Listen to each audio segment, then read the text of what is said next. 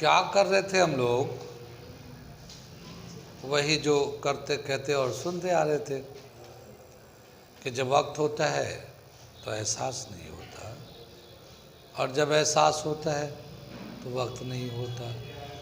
मैं साबिर अली और आप देख रहे हैं ILCC वाली क्लासेस, और हम लोग कर रहे थे ऑल्टरनेट करंट। काफ़ी सारे लेक्चर कर चुके हैं और पहुंच गए हैं LCR सर्किट। ठीक है, और LCR सर्किट का फेज़र डायग्राम बनाया था हम लोगों ने, और दिखा रहे थे कि फेज़र डायग्राम में VL, VC एंड VR का आपस में क्या रिलेशन होता है, और वहीं पे डिस्कस कर रहे थे। तो अभी फिर से एक बार बनाते हैं फेज़र डायग्राम फाइनल इक्वेशन लिखकर, और उसके आगे कंटिन्यू करते हैं, क्योंकि वो बीच में ही अभी है, फाइनल नहीं हुआ है। तो उसको अभी, वैसे तो ड्राइव कंप्लीट हो गया है लेकिन फाइनल अभी नहीं हुआ है, तो उसे हम लोग करते हैं वहाँ से। तो रिलेशन जो लिखा था हम लोगों ने, करंट लिखा था EMF, करंट जो निकाला था हम लोगों ने, RMS value of current IV is equal to EV upon R square plus XL minus XC का होल स्क्वायर होल रूट। ये हम लोगों ने RMS करंट का रिलेशन निकाला था LCR सर्किट में। ठीक है ना, लास्ट में था ये AC थ्रू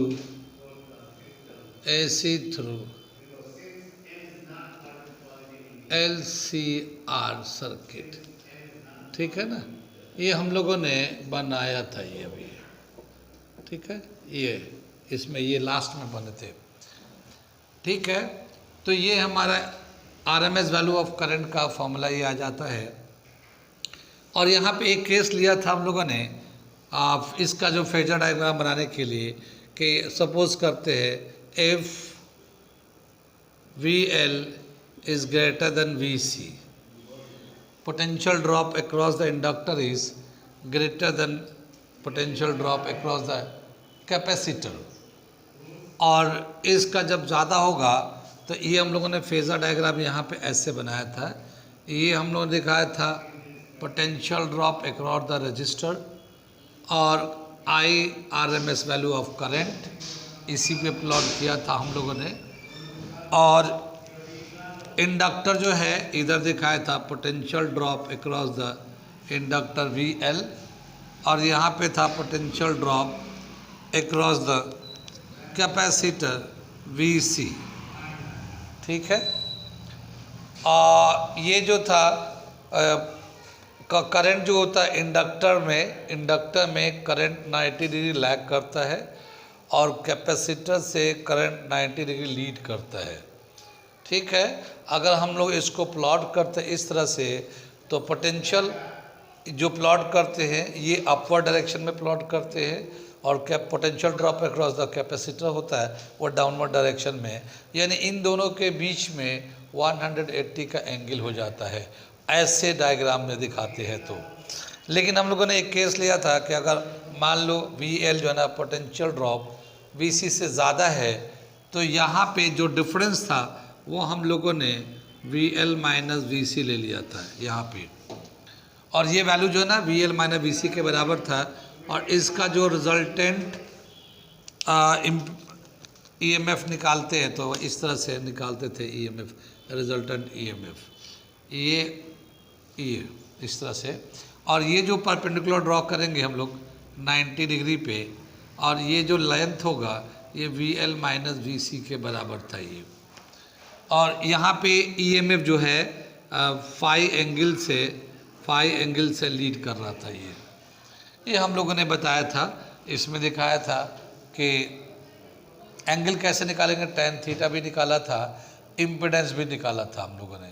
ठीक है, ये वाला सेक्शन कंप्लीट कर दिया हम लोगों ने।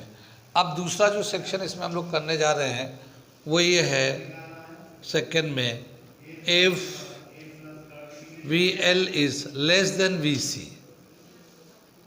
ठीक है, अगर VC ज़्यादा है VL से तो उसके हिसाब से क्या ग्राफ होगा वो हम लोग दिखाने जा रहे हैं। इसके हिसाब से फेजर डायग्राम हम बनाते हैं। यहाँ पे ये VL है, यहाँ पे ये VC है और ये VR है और यहाँ से करंट है, RMS वैल्यू ऑफ करंट है। लेकिन VC ज़्यादा है तो इनका जो डिफरेंस वैल्यू होगा वो यहाँ पे इतना मान लेते हैं डिफरेंस है और VC माइनस VL हो जाएगा। ये नीचे यहाँ पे इतना डिफरेंस आएगा यहाँ से यहाँ तक। अगर इसको प्लॉट करना चाहे राइट एंगल तो ये रिजल्टेंट EMF आ जाएगा, ये रिजल्टेंट EMF यहाँ पे आ गया।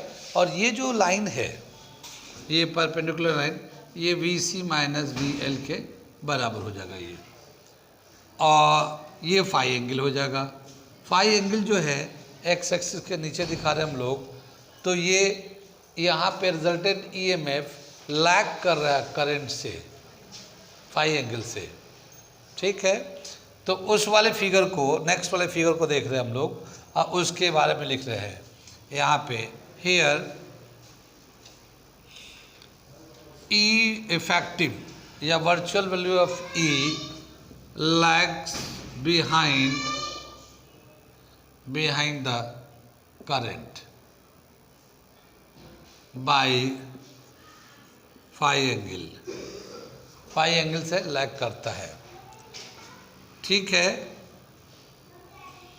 अगर इसका वैल्यू निकालना चाहते हैं हम लोग तो उसी तरह से इन राइट ट्रायंगल यहाँ पे अल्फ़ाबेट लगा लेते हैं इसको। यहाँ ये O है, ये A मान लेते हैं, ये B मान लेते हैं।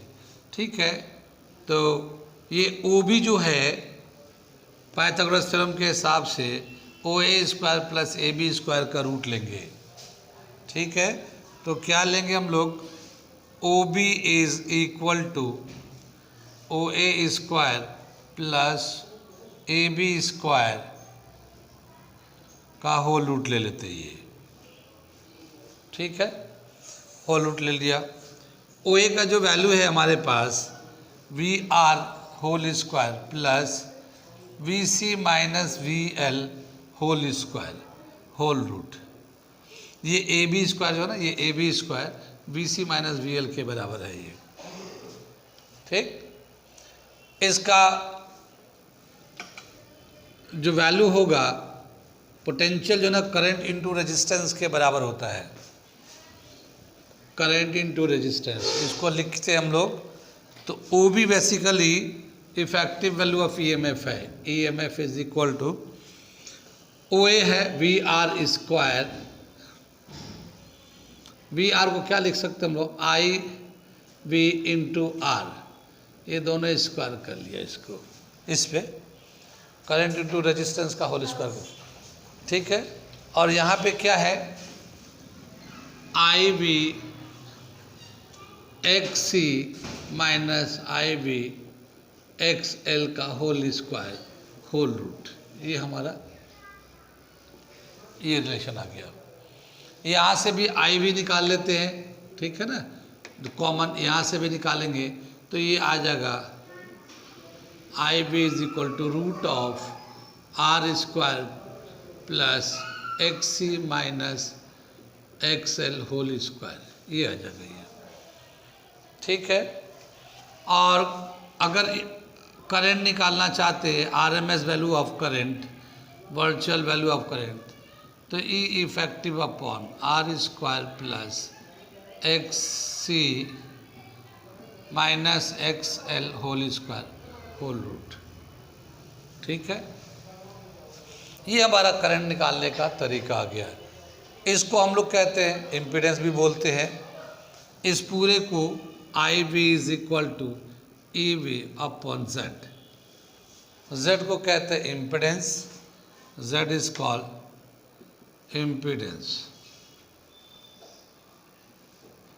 ठीक है, Z का वैल्यू तो जानते ही है, Z is equal to R square plus XC minus XL का होल स्क्वायर होल रूट, इसके बराबर है ये। ठीक है, ये दे रखा हमारा। ये जब था जब VL लेस देन VC था, यानी कि potential drop across the capacitor is long greater than the potential drop across the inductor. Capacitor में जो पोटेंशियल ड्रॉप है ज़्यादा है इंडक्टर के कंपेयर में। और इसका फेजर डायग्राम इस तरह से बनाते हैं नीचे की तरफ, ठीक है। ठीक है, ये तो दूसरा केस था जब VL VC के बराबर था। अगर ये दोनों बराबर हो गए तो क्या होगा? तीसरा कंडीशन लेते हैं।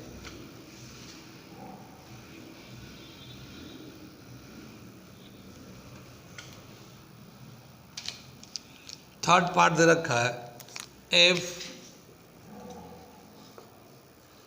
VL is equal to VC, ये थर्ड पार्ट है।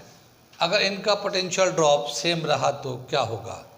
तो हम लोग जो पोटेंशियल निकालते हैं वो हमारा ये है, E effective is equal to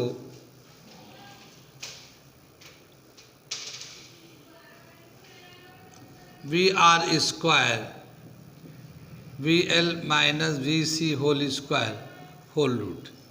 ये ऐसे निकालते हैं हम लोग, ठीक है, इस तरह से दिखाते हैं पोटेंशियल को। लेकिन ये दोनों VL VC बराबर है तो ये तो हो जाएगा ज़ीरो, ठीक है। VL is equal to VC, then VL minus VC is equal to zero. जब ये ज़ीरो हो जाएगा तो ये इफेक्टिव पोटेंशियल वर्चुअल पोटेंशियल जो है VR के बराबर हो जाएगा। देखिए ये तो ज़ीरो हो गया, ये रूट आएगा, ये बाहर आ जाएगा। और ये जो पोटेंशियल ड्रॉप होगा IRMS इंटू रेजिस्टेंस के बराबर होगा, IRMS इंटू रेजिस्टेंस के बराबर होगा। अब ये जो है IV जो आएगा EV अपॉन R हो जाएगा। कितनी बात में यहाँ जो करंट होगा वह पोटेंशियल को या EMF को रेजिस्टेंस से डिवाइड कर देंगे तो करंट आएगा। इससे पहले जब हम लोगों ने इसको डिवाइड कर रहे थे तो यहाँ पे ये R भी था, XC XL का वैल्यू जो था वो जो भी डिफरेंस था वो आता था, यानी डिनोमिनेटर का वैल्यू बढ़ जाता था। और जब डिनोमिनेटर ज़्यादा होगा तो ये करंट जो है ना कम होगा। यानी जब भी कभी इंडक्टर या कैपेसिटर कोई दोनों में से लीड करे लैग करे उस वक्त करंट कंपैरेटिवली इसके कंपेयर में कम आता था। ये मैक्सिमम करंट है क्योंकि यहाँ पे अब सिर्फ रेजिस्टेंस ही है तो LCR सर्किट, इंडक्टर भी है, कैपेसिटर भी है, रजिस्टर भी है। पर इंडक्टर एंड कैपेसिटर जो है ना एक दूसरे को यहाँ पे कैंसिल कर दे रहे हैं तो सिर्फ बच रहा है रजिस्टर। और रजिस्टर का जो रेजिस्टेंस होगा वो मिनिमम होगा और उसकी वजह से जैसे इसमें रेजिस्टेंस प्योरली रेजिस्टेंस है, इसमें इम्पिडेंस हम लोग लेते हैं, इम्पिडेंस में लेते हैं रजिस्टर भी होता है, इंडक्टर भी होता है, कैपेसिटर भी होता है। उसका जितना नेट रेजिस्टेंस होगा उसको इम्पिडेंस बोलते थे। लेकिन वहाँ पे इंडक्टर कैपेसिटर था या उसके कुछ वैल्यू थे जो डिनोमिनेटर में आते थे। अब यहाँ पे चूँकि सेम है तो इसलिए वो एक दूसरे को कैंसिल कर दिए तो प्योरली रेजिस्टेंस है। तो यहाँ पे जो रेजिस्टेंस होगा एज कंपेयर टू इम्पिडेंस कम होगा, रेजिस्टेंस कम होने की वजह से करंट ज़्यादा होगा। तो ये जो कंडीशन है यानी VL is equal to VC, उस कंडीशन में करंट मैक्सिमम AC से पास करेगा, ठीक है। तो यहाँ पे लिखते हैं इसको रेजोनेंस कंडीशन भी बोलते हैं। When VL is equal to VC it is a resonance condition, ठीक है। इधर से मिटा के लिखते हैं कुछ points.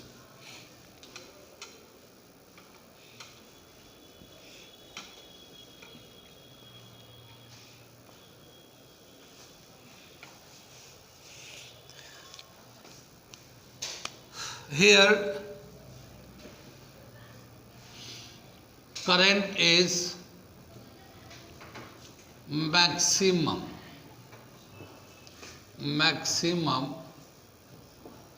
in the circuit, LCR circuit। करंट मैक्सिमम होगा, ठीक है ना, मैक्सिमम होगा सर्किट में। ये एक पहला पॉइंट रखा। इट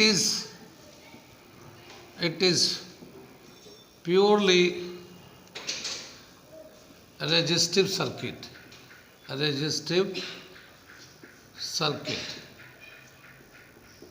प्योरली रेजिस्टिव सर्किट मतलब इसमें इंडक्टर और कैपेसिटर दोनों एक दूसरे को कैंसिल कर देते हैं, खाली रेजिस्टेंस ही वर्क करता है, रेजिस्टेंस का ही यहाँ पे मिलता है, तो प्योरली रेजिस्टिव सर्किट कहलाता है ये। यहाँ पे करंट एंड ईएमएफ दोनों सेम फेज में रहेंगे। Current and EMF same phase का क्या मतलब हुआ कि जैसे ये था तो ये हमारा ईएमएफ जाता है ऐसे, ठीक है, ईएमएफ जाता है तो करंट भी इसका इसी तरह से चलता है।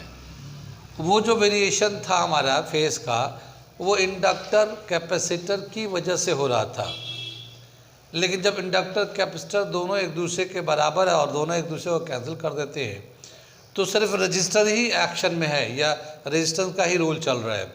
तो जब एक ईएमएफ को अल्टरनेट करंट को रजिस्टर से पास करते हैं तो उसमें ईएमएफ एंड करंट दोनों ही सेम फेज में चलते हैं। ये है ना, ये ईएमएफ जा रहा है, अब ब्लू वाले से करंट दिखा रहे हैं। तो क्या बताते हैं, here EMF and current are in same phase, ठीक है ना, ये दोनों के ही सेम फेज में चल रहे हैं इस कंडीशन में, ठीक है। When VL is equal to VC, it is known as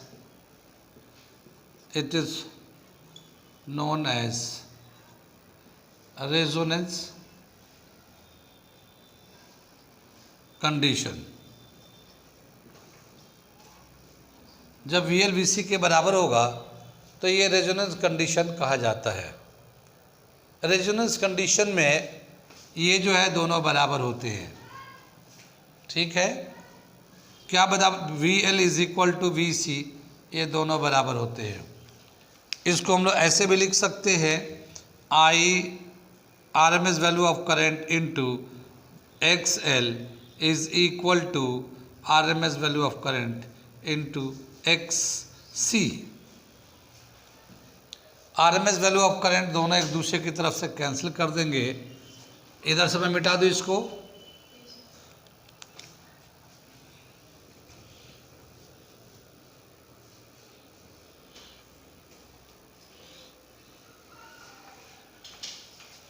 दोनों तरफ से I कैंसिल कर दिया तो XL is equal to XC, ठीक है। XL जो है ना इंडक्टिव रिएक्टेंस कहलाता है, XC कैपिटेटिव रिएक्टेंस कहलाता है। इसको रिएक्टेंस है, रेजिस्टेंस है, इसको लिखते हैं ओमेगा L, ठीक है ना, ओमेगा L, और इसको लिखते हैं 1 ओमेगा C।